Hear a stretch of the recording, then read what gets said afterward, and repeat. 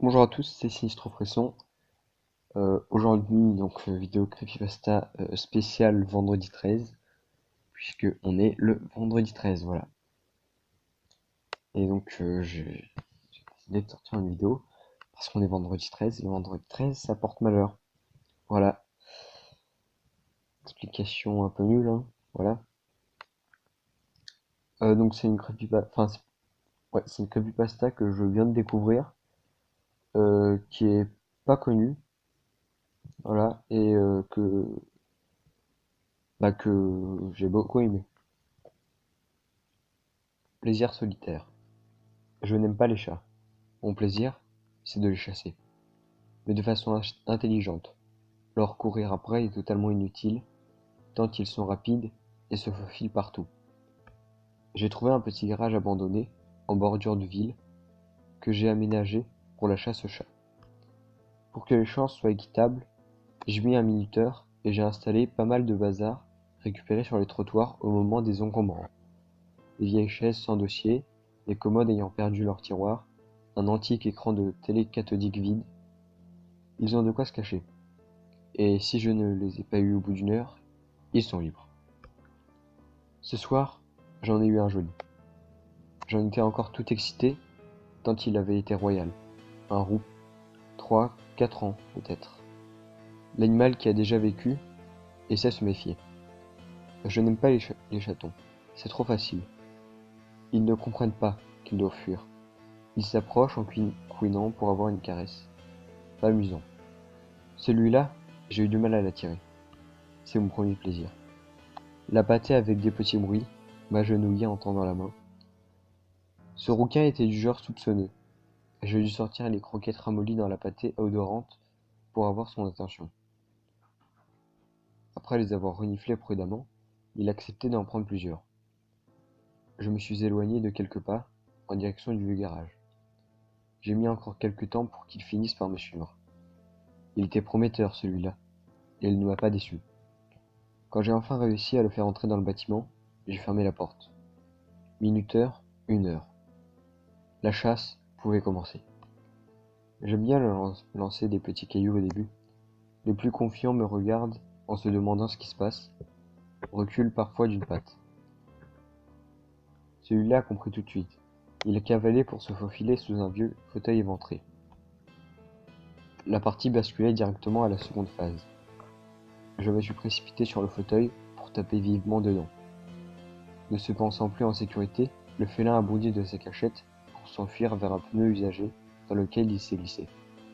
J'ai couru vers lui pour frapper violemment le caoutchouc, dans le but de le faire dégager de son abri. Et la chasse a continué.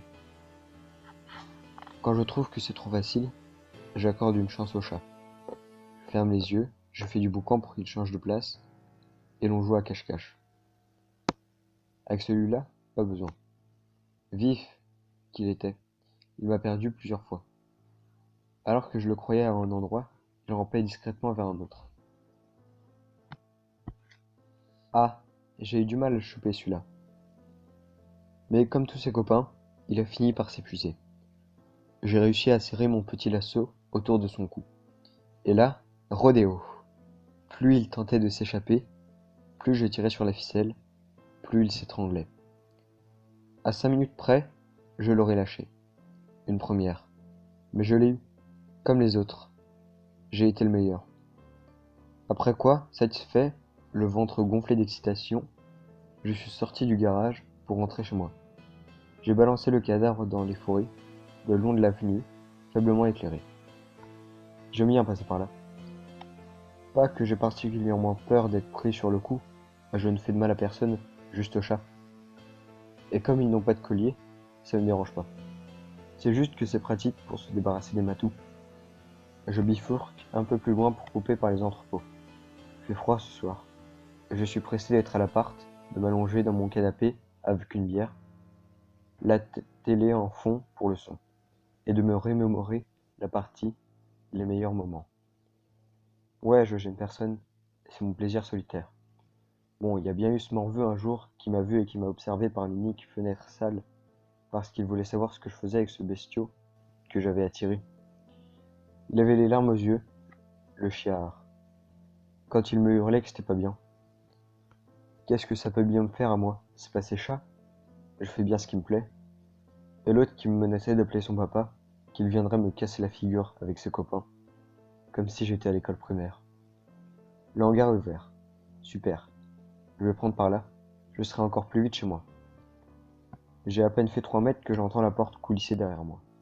Je me retourne pour la voir se fermer tandis qu'à l'opposé, un grincement métallique m'indique qu'il s'y produit la même chose. C'est quoi ce délire? Je remarque alors un gros cadran aux chiffres rouges, les points clignotants. Il annonce 1 heure avant de se mettre brusquement à décompter les secondes. L'endroit est jonché d'une foule d'objets épars. Des cartons, un vieil engin, une épave de bagnole avec le coffre béant, une armoire qui a perdu son fond. C'est à ce moment-là que je sens le premier caillou m'atteindre à la nuque. Je reste bloqué une seconde avant de courir me cacher derrière la voiture.